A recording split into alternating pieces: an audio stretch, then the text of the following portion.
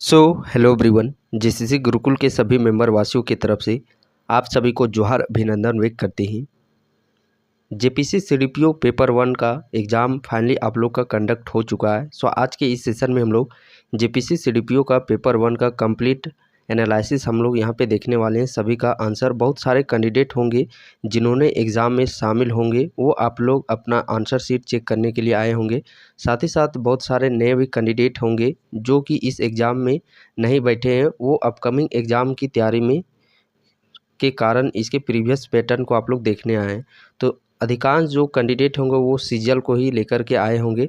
तो जितने भी कैंडिडेट, चाहे आप इस एग्ज़ाम में बैठे हैं या फिर नहीं बैठे हैं, आप इस एग्ज़ाम के प्रश्नों को पैटर्न देखना है कि कहाँ से पैटर्न बेस जो आप लोग का सीजीएल है, चूँकि सीजीएल में भी इसी लेवल के प्रश्न आप लोग के एग्जामिनेशन में देखने को मिलेंगे।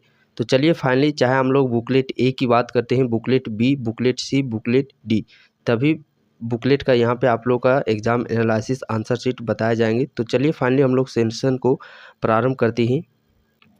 सबसे पहले हम लोग पॉलिटी के प्रश्नों को देख लेते हैं। पॉलिटी सेक्शन में आप लोग के यहाँ पे 25 प्रश्नों का यदि हम लोग बात करते हैं, जो कि आप लोग के 4 भागों में डिवाइड किया गया था पेपर 1 को।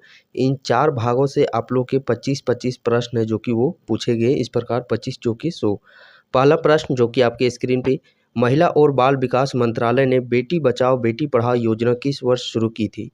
तो बेटी बचाओ बेटी पढ़ाओ यह योजना बात करते हैं, यह योजना आप लोग का प्रारंभ किया गया था। कब प्रारंभ किया गया था? 22 जनवरी 2015 ईस्वी में। अगला प्रश्न पूछा गया है, भारत में बाल अधिकारों के कार्यान्वयन की निगरानी के लिए कौन सी संस्था जिम्मेदार है? तो इसके लिए कौन सी संस्था जिम्मेदार होती है? राष्ट्रीय बाल अधिकार संरक्षण आयोग। अगला प्रश्न है, भारतीय संविधान का कौन सा भाग नागरिकता से संबंधित है? नागरिकता से संबंधित, तो नागरिकता से संबंधित कौन सा भाग होता है? भाग 2, जिसमें कि आर्टिकल आप लोग का 5 से 11 है। अगला प्रश्न है, भारत में सार्वजनिक जनहित याचिका पीआईएल की अवधारणा किस न्यायिक निकाय द्वारा की गई थी? तो किस न्यायिक निकाय के द्वारा की गई थी?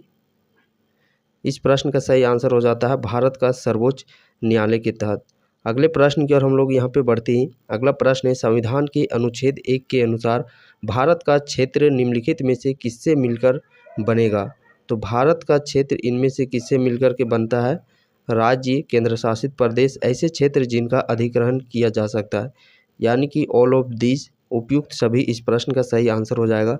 अगले प्रश्न की ओर हम लोग बढ़ते हैं। अगला प्रश्न हमारा है जो कि अगले पेज में हमारा है, निम्नलिखित में से कौन सा शब्द 42वें संविधान संशोधन के द्वारा प्रस्तावना में जोड़ा गया? तो 42वां संविधान संशोधन के तहत कौन से शब्द जोड़े गए थे? समाजवादी शब्द, धर्मनिरपेक्ष और अखंडता। इस प्रकार यदि हम लोग यहाँ पे बात करते हैं तो उपयुक्त सभी इस प्रश्न का आप लोग का सही आंसर हो जाएगा। अगला प्रश्न है, 1950 और 1960 के दशक में भारत में दलीय राजनीति का विश्लेषण करते समय कांग्रेस प्रणाली शब्द किसने गढ़ा? तो ये कांग्रेस प्रणाली शब्द है, ये किसके द्वारा गढ़ा गया है? ये रजनी कोठारी जी के द्वारा गढ़ा गया है। अगला प्रश्न है, निम्नलिखित में से कौन से राज्य के नीति निर्देशक सिद्धांतों में शामिल है? नीति निर्देशक सिद्धांतों में इनमें से कौन से शामिल है? तो बेरोजगारी की स्थिति में सार्वजनिक, यहाँ पे देखिए 3 अलग अलग दिए हुए हैं। तो इन तीनों में यदि हम लोग यहाँ पे बात करते हैं, पुरुषों और महिलाओं के लिए समान काम समान वेतन, बिल्कुल सही बात है। काम करने का अधिकार, ये भी शामिल है। बेरोजगारी की स्थिति में सार्वजनिक सहायता, ये भी शामिल है। यानी कि उपयुक्त सभी, ये सभी आप लोग के इसमें शामिल किए गए हैं। अगला प्रश्न है, यदि लोकसभा में अध्यक्ष और उपाध्यक्ष दोनों के पद रिक्त हैं तो पद के कर्तव्यों का पालन कौन करेगा? तो उस समय कर्तव्यों का पालन किसके द्वारा किया जाता है? लोकसभा का कोई भी ऐसा सदस्य जिसे राष्ट्रपति इस उद्देश्य के लिए नियुक्त किया हो। अगला प्रश्न है, पंचायतों को संवैधानिक मान्यता देने की मांग करने वाली प्रथम समिति कौन थी? पंचायतों को संवैधानिक मान्यता देने की मांग करने वाली प्रथम समिति कौन सी थी? तो यहाँ पे प्रथम समिति की यदि हम लोग बात करते हैं, वो समिति थी बलवंत राय मेहता समिति। ये कब का है? 1957 का है। अशोक मेहता समिति 1977 का है। अगला प्रश्न है, भारतीय राष्ट्रपति के लिए महाभियोग प्रस्ताव है। भारतीय राष्ट्रपति के लिए महाभियोग प्रस्ताव है। तो इस प्रश्न का सही आंसर बन जाता है अर्ध न्यायिक प्रक्रिया। क्या चीज? अर्ध न्यायिक प्रक्रिया। किस समिति के सुझाव पर मौलिक कर्तव्य संविधान में शामिल किए गए? तो सरदार स्वरनिशी समिति की सिफारिश पर। अगले प्रश्न की ओर हम लोग बढ़ते हैं। नीति आयोग के वर्तमान उपाध्यक्ष कौन है? नीति आयोग के वर्तमान उपाध्यक्ष की यदि हम लोग बात करते हैं तो वर्तमान उपाध्यक्ष है सुमन के बेरी, और अध्यक्ष कौन होते हैं? वो तो प्रधानमंत्री होते हैं। निम्नलिखित में से कौन सा राज्य के संसाधनों का हस्तांतरण है जो वित्त अनुदान के अंतर्गत आता है? तो इस प्रश्न का सही आंसर हो जाता है ऑप्शन नंबर ए। अगले प्रश्न की ओर हम लोग बढ़ते हैं। सरकार के राजस्व व्यय में निम्नलिखित में से कौन सा शामिल है? सरकार के राजस्व व्यय में निम्नलिखित में से कौन सा शामिल है? तो इनमें से यदि हम लोग शामिल की बात करते हैं तो वो वेतन, पेंशन, ब्याज, अनुदान एवं सब्सिडी पर व्यय, ये सभी शामिल है। अगला प्रश्न है 2020-21 की दौरान भारतीय अर्थव्यवस्था की साल दर साल जीडीपी वृद्धि दर 5.8% थी, जो 2021-22 में बढ़कर 9.1% हो गई, और वर्ष 2022-23 में यह घट कर के हो गई है। तो 22-23 में यह घट कर के कितनी हो गई है? 7.6, बट वो तो नहीं है, 7.3 आंसर इस प्रश्न का सही हो जाएगा। 12वीं योजना की रिपोर्ट के अनुसार 11वीं योजना अवधि के दौरान कृषि विकास के मोर्चे पर हासिल की गई सफलता का क्या कारण था? तो इसके सफलता का कारण था वो था नई तकनीकी को अपनाना। अगला प्रश्न है छठी आर्थिक जनगणना की रिपोर्ट के अनुसार कुल आर्थिक गतिविधियों में ग्रामीण आर्थिक गतिविधियों और शहरी आर्थिक गतिविधियों का क्रमशः हिस्सा है। तो इसमें हिस्से की यदि हम लोग बात करते हैं तो कितना कितना हिस्सा देखने को मिलता है? 59.48% से 40.52%। अगले प्रश्न की ओर बढ़ते हैं। शेयरों के विनिवेश पर रंगराजन समिति 1993 की सिफारिश के अनुसार सार्वजनिक क्षेत्र के लिए आरक्षित उद्योगों के लिए विनिवेशित न्यायपरस्त का प्रतिशत क्या था? तो इसके लिए प्रतिशत प्रश्न का सही आंसर हो जाता है 49%, और असाधारण मामलों में यह 74% तक जा सकता है। अगला प्रश्न है प्रधानमंत्री गरीब कल्याण अन्न योजना, जो राष्ट्रीय खाद्य सुरक्षा अधिनियम 2013 की एक प्रमुख योजना है, किस वित्तीय वर्ष में शुरू की गई थी? तो इसकी शुरुआत है वो आप लोग का 2020 ईस्वी से की गई थी। निम्नलिखित में से कौन सी योजना ग्रामीण नियोजन के लिए सटीक भूमि रिकॉर्ड बनाने और संपत्ति से संबंधित विवादों को कम करने की सुविधा प्रदान करती है? तो इसका सही आंसर क्या चीज़ हो जाएगा? स्वामित्व इस प्रश्न का सही आंसर हो जाएगा। अगले प्रश्न की ओर हम लोग बढ़ते हैं, जो कि अगला प्रश्न है 47 का प्रश्न। वर्तमान में भारत का बाह्य वित्त पोषण का सबसे बड़ा स्रोत कौन सा है? तो सबसे बड़ा स्रोत है विदेश से धन प्रेषण। निम्नलिखित में से कौन सा एकीकृत बाल विकास सेवाएं ICDS योजना का उद्देश्य नहीं है? तो इसमें प्रश्न का जो सही आंसर हो जाएगा वो हो जाएगा माताओं के लिए रोजगार प्रशिक्षण प्रदान करना। जैविक एवं प्राकृतिक खेती के मामले में भारत में है। तो इस प्रश्न का सही आंसर क्या चीज़ हो जाएगा? इस प्रश्न का जो सही आंसर हो जाएगा वह हो जाएगा ऑप्शन नंबर सी, विश्व में जैविक किसानों की सबसे अधिक संख्या। अगला प्रश्न ये आप लोग का पॉलिटी और जो इकोनॉमी है इसके 25 प्रश्न हम लोग यहाँ पे देख चुके, जो कि ये अंतिम प्रश्न है। भारत में वित्तीय वर्ष 2022 में थोक मुद्रास्फीति दर क्या था? तो इसका प्रतिशत क्या था? 13%। अब यहाँ से हम लोग 76 से यदि हम लोग बात करते हैं तो यहाँ से हमारा जो सेक्शन है वो हिस्ट्री का सेक्शन, हिस्ट्री से भी आप लोग के 25 प्रश्न पूछे गए हैं। तो चलिए इस सेशन को प्रारंभ करते हैं। पहला प्रश्न जो कि प्रयागप्रस्ती किस शासक की विजयों के बारे में बताती है? तो ये किसके विषय में बताती है? समुद्रगुप्त के विषय में बताने का कार्य करती है। ऐहोल अभिलेख किस भाषा में है? ऐहोल अभिलेख, ऐहोल अभिलेख किस भाषा में है? तो ऐहोल जो अभिलेख है वो आप लोग का संस्कृत भाषा में। कौन सा भाषा में? संस्कृत भाषा में। सो ऑप्शन नंबर डी इस प्रश्न का सही आंसर हो जाएगा। अगला प्रश्न है आहत सिक्के विकसित वस्तु उत्पादन के विकास के सूचक हैं, किस इतिहासकार ने इसे सर्वप्रथम कहा था? तो ये किस इतिहासकार के ये सबसे पहले कहा गया था? तो इस प्रश्न का सही आंसर की यदि हम लोग बात करते हैं तो इस प्रश्न का सही आंसर हो जाता है रोमिला थापर के द्वारा। अगले प्रश्न की ओर बढ़ते हैं। जयदेव की गीत गोविंद किस भाषा में लिखी गई है? जयदेव के द्वारा गीत गोविंद किस भाषा में लिखी गई है? तो ये आप लोग का संस्कृत भाषा में लिखा गया है। आप पॉलिटी सेक्शन में देखिएगा कि जो जो सेक्शन आप लोग का सीजीएल में, चूँकि जेपीसी सीडीपीओ ऑलरेडी इसका एग्ज़ाम हो चुका है, हम लोग को ध्यान किस एग्ज़ाम में देने की ज़रूरत है? सीजीएल एग्ज़ाम, जो कि आप लोग का री एग्ज़ाम होने की बहुत ही प्रबल संभावना है।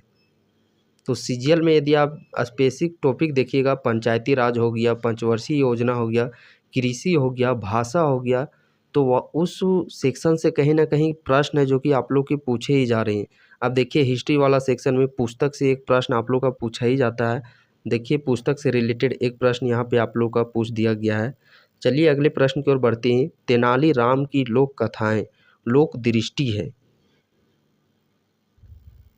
तो विजयनगर दरबार की। अगले प्रश्न की ओर बढ़ते हैं। दिल्ली सल्तनत के कौन से शासक पहले 20 साल तक मंत्री रहे और अगले 20 साल तक शासक रहे? तो इस प्रश्न का सही आंसर हो जाता है ऑप्शन नंबर बी। क्या चीज़ सही आंसर हो जाएगा? बलबन। अगले प्रश्न की ओर हम लोग बढ़ते हैं। किस बुद्धिजीवी ने अलाउद्दीन खिलजी के लिए राजस्व के सिद्धांत का प्रतिपादन किया था? अगले प्रश्न की ओर बढ़ते हैं। निम्नलिखित भाषाओं में से कौन सी भाषाएं द्रविड़ भाषा मानी जाती है? तो द्रविड़ भाषा कौन सी मानी जाती है? तमिल, तेलुगु, कन्नड़, मलयालम, यानी कि ऑप्शन नंबर सी इस प्रश्न का सही आंसर हो जाएगा।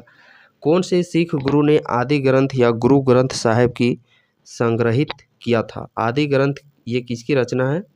तो ये रचना है अर्जुन देव की, जो कि। अगले प्रश्न की ओर बढ़ते हैं। अमरकोश हमें एक सूची देते हैं। अमरकोश में क्या चीज़ सूची देखने को मिलता है?